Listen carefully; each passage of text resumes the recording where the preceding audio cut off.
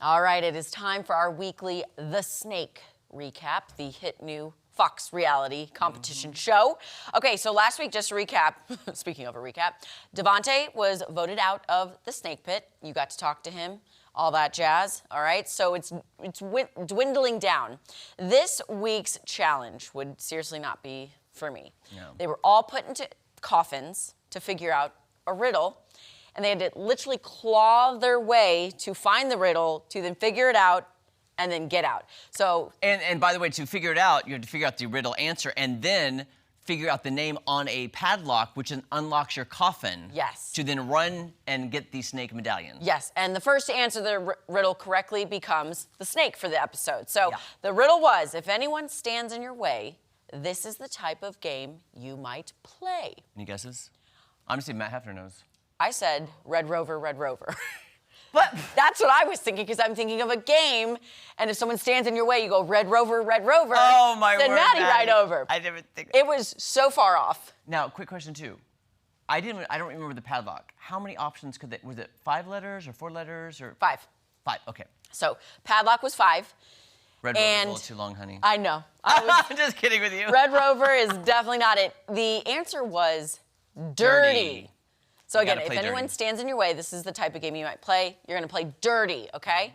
So Jordan actually is the first time winner for this. She won, she gets the medallion and becomes the snake. Can I tell you, I get Alyssa and Jordan mixed up all the time. Yes, All the time on TV, I get them mixed up. all the time, okay? So then they get out, everyone gets out of the coffin, everyone goes back to the house to hear what everyone has been saying about each other behind their backs. Here's the kicker though, there's voice modulation, so you can't pinpoint who is talking about you, but you hear everything they're saying. So for this, it was a 10-minute clip, which we can't tell you what everybody's, but we picked some of the ones that we thought were important because of either emotions or, like for this first one, here's what they were saying about McLean behind her back. McLean is a sweetie pie, but She is so stuck on Jack, and it's going to affect her game. I don't think McLean has strategically aligned herself with anyone other than Jack to get her far in the game. Don't worry. McLean's goo goo gaga over Jack. McLean's too tied to Jack. Jack. They're not saying that about him. In me, it's like only that. Mac and I being together has not led me astray thus far. McLean's a fighter and a warrior. She's not my accessory, but my worst nightmare is if I end up like at the bottom with McLean. So my point was, she's right. Why did they put it on her and not on Jack? It's all, she's too hung up. What about Jack? Yeah, I was trying to just now think back, like, was there an episode where she went crying to Jack about something that maybe gave people that view of her?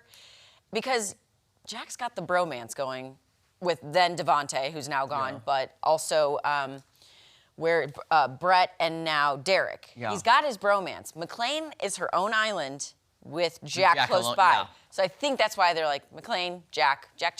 So, anyways. So then the next one I picked, because I know you love Frankie. I love Frankie. And man, I tell you, I don't know if I could do this show. And I've been on TV for a long time, and I've got it kind of a thick skin. I've learned to laugh at all the comments I get from negative people. But poor Frankie, not used to it. Take a watch. Take a listen. Take a watch. I think Frankie and Alyssa Are the only other two true power duo that will ride or die together until they die. I don't think he has a mean feeling bone in his body. But I think Frankie's clearly Just a pawn in everybody else's game board. Frankie, I feel like he might be a little misguided. He is only picked so that people get what they wanted. And who they could get out.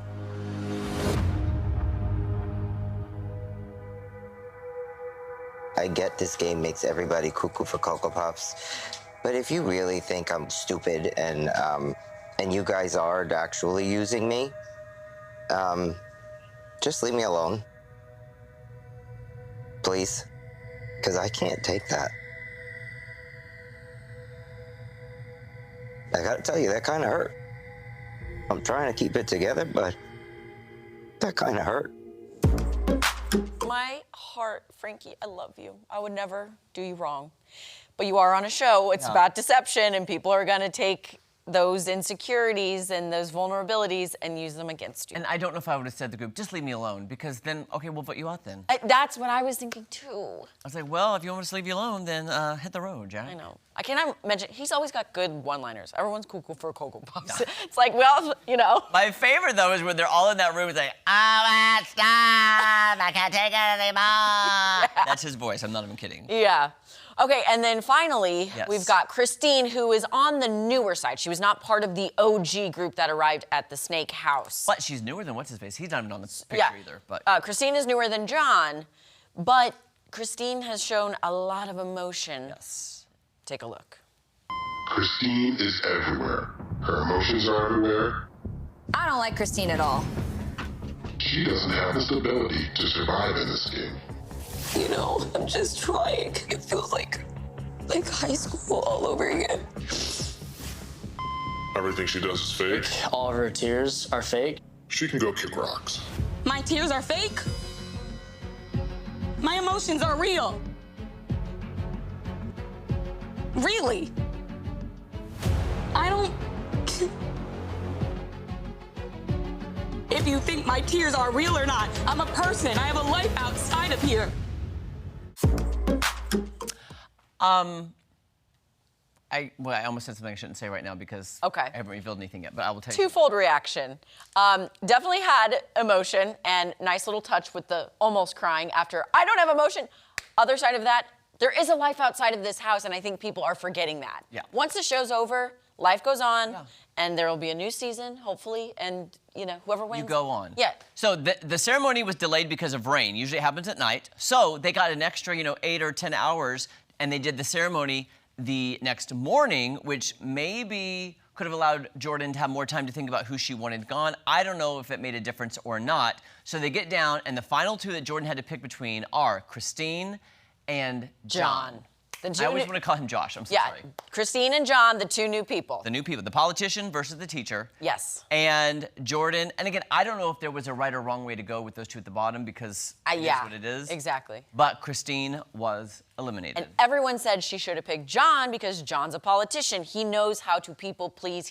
He's got a thick skin, so. Here's my thing, especially when I watched this episode. For the first episodes, it's been going after people who are in the front. Yeah. It was very random then to go after the two new people when we've gone after Devontae, after Pastor Jacob, Yeah. after all these. I'm like, where did this come from? But I also think they're kind of like, well, this person's going to get voted out sooner or later, so like, let's kind of push them to the bottom. Well, I have an interview with eliminated contestant Christine coming up in the next hour, but